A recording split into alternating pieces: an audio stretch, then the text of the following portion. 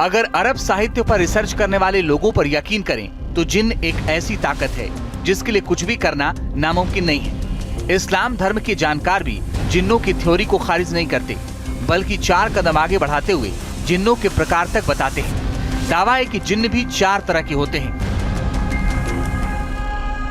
इसमें मरीद जिन्न सबसे ज्यादा ताकतवर होता है। अलादीन नाम के फिल्म में इसी मरीद जिन्न का जिक्र किया गया है।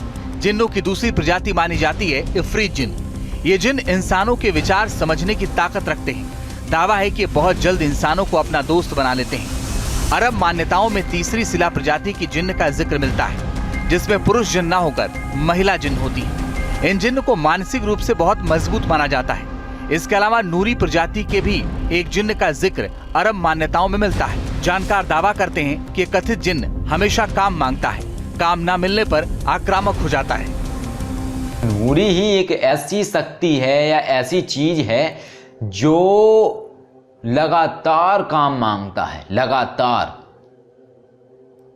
और शक्तियां जो होती हैं वो तो शांत रहती हैं, लेकिन नूरी ऐसा है, वो चाहता है कि उसका आप लगातार प्रयोग करें। आप जितना पूछ सकते हैं उससे लगातार पूछें। जो लोग बोलते हैं कि क्या जिन्न उनकी बात मानेगा, क्या जिन्न उन्हें एग्जाम में पास करेगा, तो अब आप अंदाजा लगा लें कि जिन्न या जिन्नात की ताकत कितनी होती है।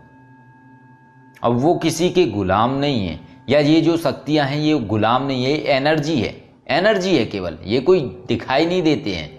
अगर वो चीज चाहेगी तो स्थूल तरीके से दिखाई दे जाएगी, अगर वो चीज नहीं चाहेगी तो नहीं दिखाई देगी। अब इस दावे के पीछे का तर्क क्या है, ये समझ से परे है। मगर जिन्न जिन्नातों की जानकारी रखने वाले लोग मानते हैं कि जिन्न हर वो काम कर सकता है जो आम इंसान के लिए करीब करीब नामुमकिन है। अगर कोई शख्स तंत्र मंत्र से किसी जिन्न को सिद्ध कर लेता है तो जिन्न रातों रात करोड़पति बना सकता है।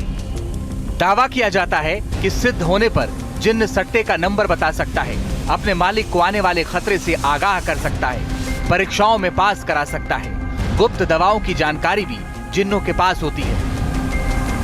बताते हैं कि हकीकत में जिन्न फिल्मी जिन्नों से बिल्कुल अलग होते हैं। ये पलक झपकते ही गायब नहीं होते हैं, बल्कि किसी को दिखाई ही नहीं देते हैं। बल्कि जो शख्स इन्हें सिद्ध करता है उसे ही इनकी मौजूदगी का एहसास होता है।